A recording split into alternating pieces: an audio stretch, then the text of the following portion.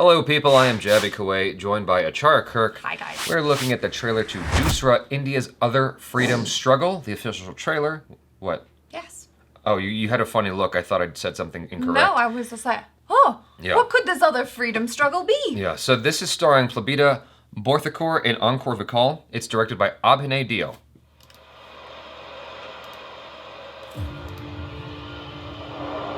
Full house here at Lord's and nobody has left their seats.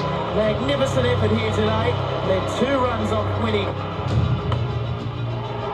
Goes for the single. Direct hit was required. They don't get it. Sahil scampers for the second. India have won. It's England, right? Saurav Ganguly is straight to bets. One of India's most famous wins ever. It went into people's lives beyond cricket. In a moment, the country changed. We realized by being who we are good enough. We don't need to aspire to be anybody else. And it became a we can do it too statement to the world. And I think it was a coming of age for a generation that was seeking that kind of message. It captures a certain uprising from old thoughts and old bondages and old compunctions. India's character had changed. We were not weak. We were not inferior. We are not going to be docile.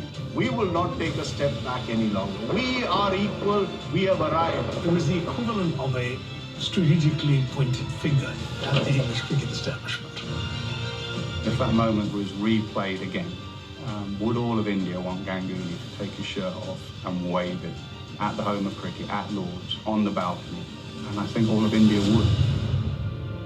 If he wins that final in Lord's in 2019, I wouldn't be surprised if he's on that Oxford Street with the trophy and his shirt off. I don't think it'll only be me because there are a lot of people with 6 packs in the team, so we'll all be roaming around. Wow.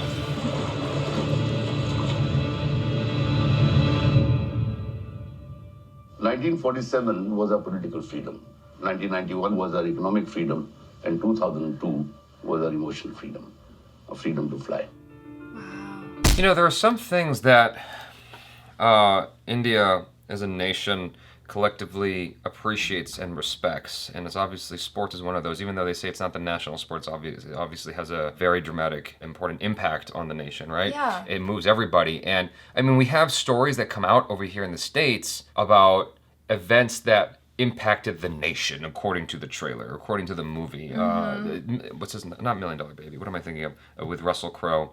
The boxing movie. Cinderella Man. Like, supposedly that impacted the nation, right? Did it? And I mean, according to the movie, supposedly Muhammad Ali's, I mean, that one is more arguable. Yeah. And then Jackie Robinson in baseball, also a lot more arguable, but that was breaking the color barrier. But I don't think there's anything that we can really compare in the States to the impact that cricket has in India with things like this. Like, collectively, the entire nation really feels it. It resonates. I mean, I'm stating the obvious, I know. For me, it's just interesting and a wonder because I cannot relate to this. I have not ever experienced that in the States.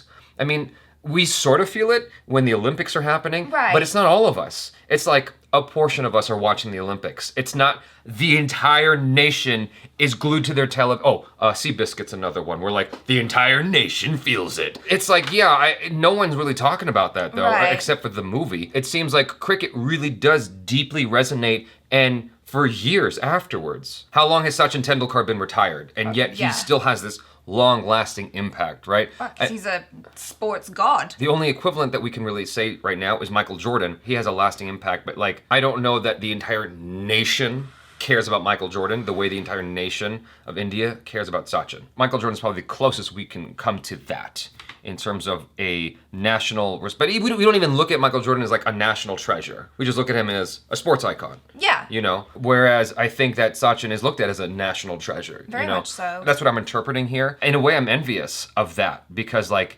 collectively they feel it and when they're lifted together like rising tides. This trailer really was very surprising to me because it actually made me feel pretty emotional. I don't know how. It was just very, very emotional, especially some of the things that people were saying. Like in the beginning, there was one part, I don't know who the man is, but he said for the first time, Indians believed that they were fine being just who they are. And that's something that really resonates with me because it's something that I struggle with just on a personal level, where I often feel like I should be doing more. What I'm doing is not enough. The person who I am is not enough. And then compound that and put it on a nation who feels like they constantly have to prove themselves on this international stage, and then to finally have that validation and be like, hell yeah, we won. Just by being Indian, our Indian national team kicked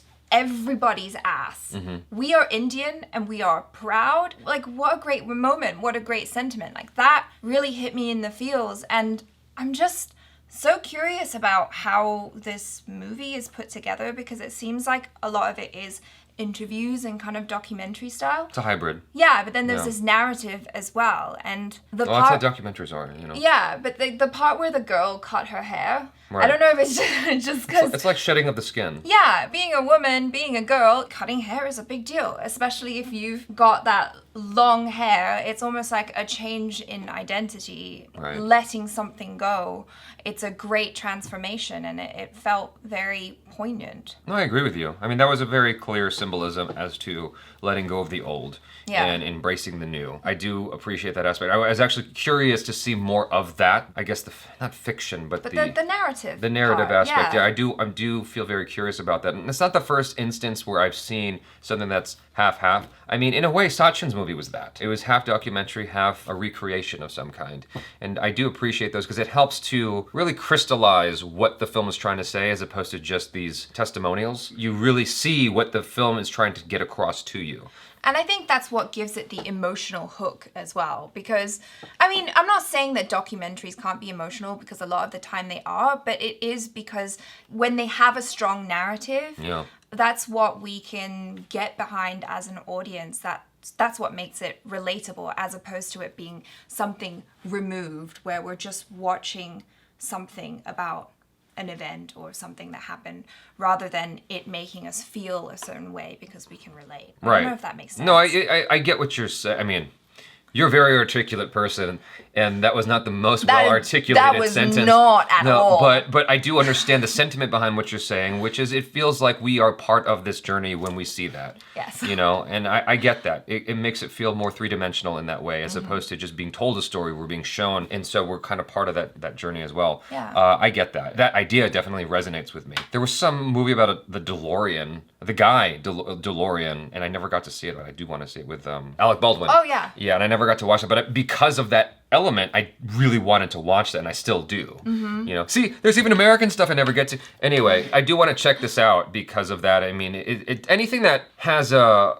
I mean, obviously, India is very important to me, given like what I'm doing all the time, and so anything that has to do with something historical, and that's even fairly recent. Yeah, it's very recent history. But something historical like that is obviously something I want to learn more about, and it's way more interesting than reading a Wikipedia article for 30 minutes, according to a number of you guys. Yeah.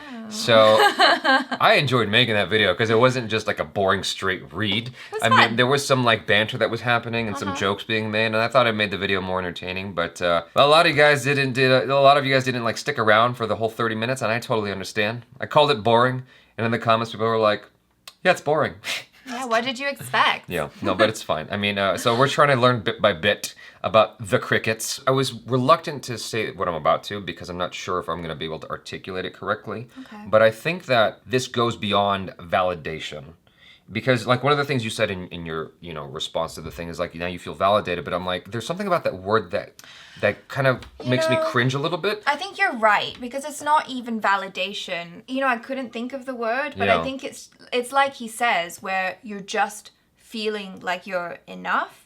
And perhaps you don't even require that validation because you have confidence. Well, the idea at the end should be, I realized I don't need your validation. Yes, right? Much better. The reason I got kind of hooked on that was because there was someone who wrote an article about people who do reaction videos and whatnot. He tagged me in it, and I couldn't see it because he hid the article for some reason, and I asked to see it, and I read it. And one of the things he said was he interviewed people. I don't know like if he actually did, but he said he interviewed people, and some people were saying that they felt validated by seeing Americans watching Indian stuff and commenting on it and praising it. And that like took me back to some of the comments that I dislike the most which is, you know, there's a bunch of Indians who are watching your stuff just because they feel validated by white people watching your stuff. And I'm like, that takes a lot of the fun out of it when you say things like that. Because to me, the fun is, I don't know shit about this. 3 years in, I still am learning.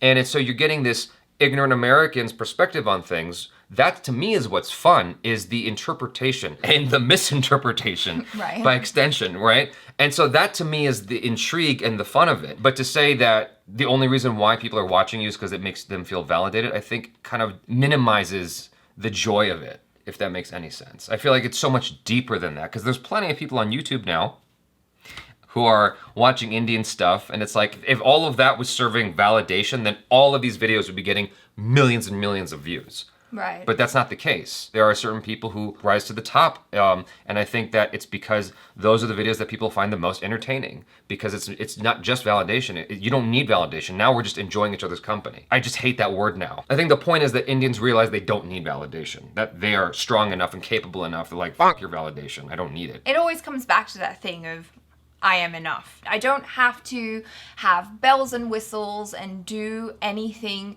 different other than who I am, because I am unique, I am special. That's enough. Yeah. Yeah. Now, all that being said, there are moments in Jaby's life where he feels validation from certain things. Like, if a video gets a bunch of views, sometimes it makes me feel a little bit more validated. And I try to fight against that, because sometimes my favorite videos that I've made don't have nearly as many views.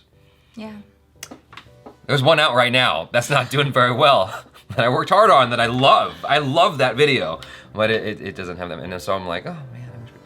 Anyway, kick-ass Indian fight scenes is the video I'm referring to before you ask in the comments. I enjoyed check it out. Yeah, I enjoyed this trailer, and I'm looking forward to hearing your guys' thoughts on it, how you feel about it if you're gonna watch it, and your thoughts on our thoughts, and your thoughts on the word validation and the notion that is now associated with it since reaction videos have become a thing.